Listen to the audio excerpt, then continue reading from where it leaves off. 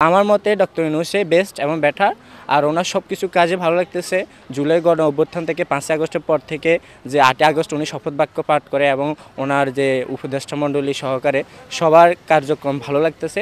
তবে কিছু উপদেষ্টা বা কিছু আপনার জায়গায় কিছু স্থানে কিছু সংস্করণের প্রয়োজন আছে। আমরা মমতাজের মতো এমপি চাই না, আমরা চাই একজন শিক্ষাগত যোগ্যতা সম্পূর্ণ একজন দেশপ্রেমিক, সৎনিষ্ঠা আর দেশের জনগণের পাশে দাঁড়াবে, দেশের জনগণের সর্বক্ষেত্রে কাজ করবে এমন এমপি চাই আমরা।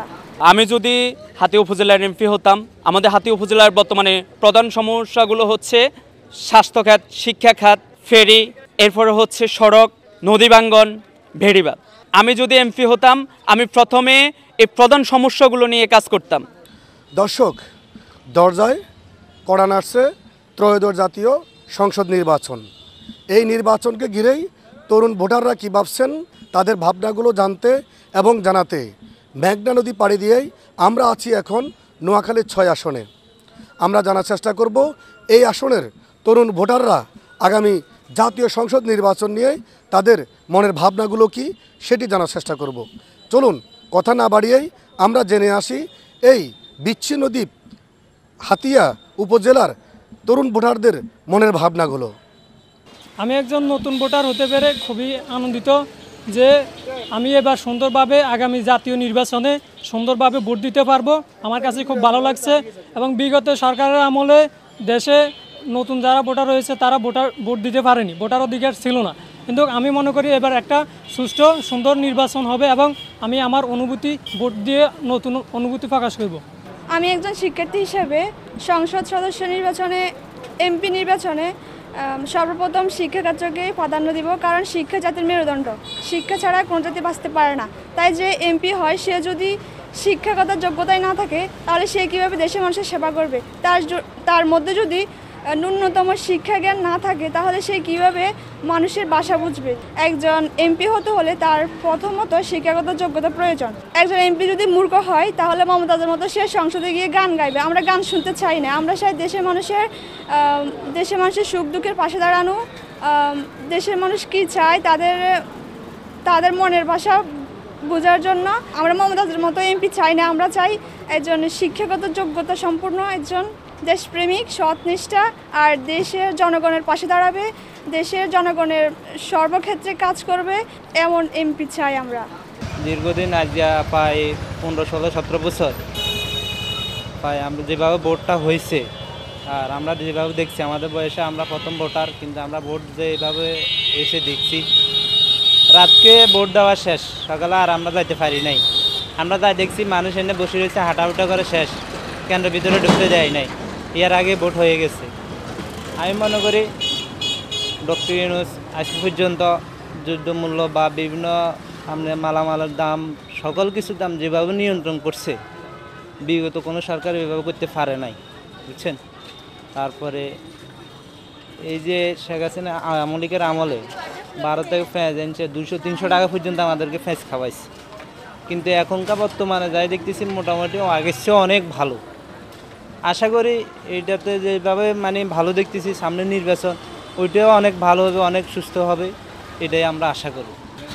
আমার এই জনপদে যিনি প্রতিনিধি হবেন, যিনি সংসদ সদস্য হবেন আগামী নির্বাচনে, তার কাছে আমাদের প্রত্যাশা থাকবে যেন উনি আমাদের সর্বপ্রথম হাতিয়া যে মূল সমস্যাগুলো রয়েছে তার মধ্যে উল্লেখযোগ্য একটা সমস্যা হচ্ছে নদী ভাঙ্গন রোধের জন্য আমাদের কাজ করবেন।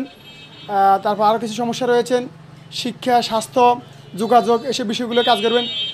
বিশেষ করে আমাদের হাতিয়াতে যে স্বাস্থ্যখাত রয়েছে একেবারে অনুন্নত বললে চলে। এখানে 7 লক্ষ প্রায় 8 লক্ষ লোক, শুধুমাত্র 50 সদস্য একটা হাসপাতাল রয়েছেন, কিন্তু এখানে আমাদের স্বাস্থ্যখাতের কি বলবো কোনো তুলনামূলক ন্যূনতম বিষয়ে আমাদের সেবাগুলো পাচ্ছে না আমাদের এই জনপদের লোক। তারপরে আমাদের যে সমস্যাগুলো রয়েছেন, যাতায়াত ব্যবস্থা একেবারে বেহাল। আমাদের জনপদের যিনি প্রতিনিধি হবেন উনি আমাদের যাতায়াতের ব্যবস্থার জন্য রোড ঘাট, কালভার্ট, ব্রিজগুলো নিয়ে কাজ করবেন। আমাদের সমস্যা তো শেষ নেই। আমাদের এই জনপদে যিনি আগে সংসদ সদস্য ছিলেন উনি আমাদের জন্য কোনো কাজ করেন নাই, কিন্তু আগামী নির্বাচনে যিনি প্রতিনিধি হয়ে আসবেন, যে দলের প্রতিনিধি হয়ে আসুক, আমাদের প্রত্যাশা থাকবে যাতায়াত ব্যবস্থাগুলো ভালো উন্নয়ন করা এবং আমাদের শিক্ষা খাতের এবারে রেজাল্ট যেটা আসছে একেবারে নগণ্য, এটা নিয়ে ভালোভাবে কাজ করবেন আমরা আশা করি। এবং আমাদের এই বিচ্ছিন্ন দ্বীপে আরেকটা দ্বীপ রয়েছে নিঝুম দ্বীপ, ও নিঝুম দ্বীপ সম্ভাবনাময় একটা দ্বীপ। এই দ্বীপের পর্যটকদের জন্য এটা ভালোভাবে একটা কাজ করবেন পর্যটক এরিয়া হিসাবে যেটা এখন ঘোষণা করা হয়েছে। আমরা মনে করি এটা আরও আধুনিক মডেল করবেন, ওনার কাছে এগুলো প্রত্যাশা থাকবে। আর আমাদের আরও প্রত্যাশা থাকবে, যিনি আমাদের এই জনপদের প্রতিনিধি হবেন, সংসদ সদস্য হবেন, ওনার কাছে আমাদের একটা দাবি থাকবে, হাতিয়াকে জেলা বাস্তবায়ন, নোয়াখালীকে বিভাগ করা হলে হাতিয়া জেলা বাস্তবায়ন করবেন, এটা নিয়ে উনি কাজ করবেন। আমাদের যাতায়াত ব্যবস্থাতে নদীঘাটের যে দুরবস্থা, আমাদের বিশেষ করে জুন জুলাইতে যে অবস্থা হয়, আমাদের যাতায়াত একেবারে নগণ্য, আমরা করতে পারি না। ওই সময় আমাদের একটা বিশেষ করে ফেরি দরকার, ফেরি নিয়ে কাজ করবেন এবং আমাদের ভালো উন্নয়ন যাতায়াত ব্যবস্থার জন্য কাজ করবেন। আমরা আমাদের জনপ্রতিনিধির কাছে এই বিষয়গুলো আমাদের প্রত্যাশা থাকবে। আগামী নির্বাচনের পরে যে সরকার আসবে তাদের পররাষ্ট্রনীতি হতে হবে অনেক ভালো, এবং তারা বিভিন্ন দেশের সাথে যাতে একেবারে একটা ভালো সুসম্পর্ক থাকে এবং বিভিন্ন দেশ যাতে তাদেরকে সাপোর্ট করে, ওরকম একটা সরকার হওয়া উচিত বাংলাদেশে। যুক্তরাষ্ট্র, আমেরিকা, চায়না, ইন্ডিয়া সহ বিভিন্ন দেশের সাথে যে দলের সম্পর্ক খুব উন্নত এবং ভালো সৃষ্টি হবে, ওরকম একটা সরকার পররাষ্ট্রনীতি আমরা চাচ্ছি। কারণ বহিরাষ্ট্রের সাথে পররাষ্ট্রনীতি যদি ভালো না হয়, দেশের সাথে অন্যান্য দেশের সাথে যদি সম্পর্ক না থাকে, একটা দেশ উন্নত হওয়া সম্ভব নয়। আমি মনে করি একটি রাষ্ট্র যদি সুষ্ঠু এবং সুন্দরভাবে চলতে পারে, তাহলে তার পিছনে সর্বপ্রথম কাজ হচ্ছে রাষ্ট্রের বিচার বিভাগকে সুশীল করে তোলা। যেমন হচ্ছে একটা মানুষ যখন রাষ্ট্রে বাস করে, তখন তার অবশ্যই রাষ্ট্রীয় নাগরিক হিসেবে তার কিছু দায়িত্ব থাকে বা তার কিছু প্রাপ্য। তো ওই জিনিসগুলো তাকে দিতে হলে ফার্স্ট অফ অল হচ্ছে বিচার বিভাগের যে সংশোধনটা সেটা করতে হবে। কারণ হচ্ছে একটা মানুষ যখন ভিকটিম হয়, নির্যাতিত হয়, তখন সে কার কাছে যায়? তখন সে ফার্স্ট অফ অল হচ্ছে বিচার বিভাগের কাছে যায়। তো বিচার বিভাগ যদি সুষ্ঠুভাবে তাকে ওভাবে যদি তাকে তার ওই জিনিসগুলা, সে যে জিনিসটা এক্সপেকটেশন রাখে ও হিসাবে যদি না করতে পারে, তখন সে হতাশাগ্রস্ত হয়। আর হতাশাগ্রস্ত হলে এটি তার জন্য শোভনীয় না, একটি রাষ্ট্রের জন্য এটি একটি হার্মফুল ম্যাটার। ২৪শে গণ অভ্যুত্থান জুলাইয়ের মাধ্যমে আমরা একটি নতুন বাংলাদেশ পেয়েছি, যে বাংলাদেশের মাধ্যমে আমাদের নতুন একটি বাংলাদেশ বিনির্মাণের প্রত্যাশা ছিল। এবং জুলাই গণ অভ্যুত্থানে যারা শহীদ এবং আহত হয়েছে তাদের প্রতি আমি কৃতজ্ঞতা এবং সম্মান জানিয়ে শুরু করছি।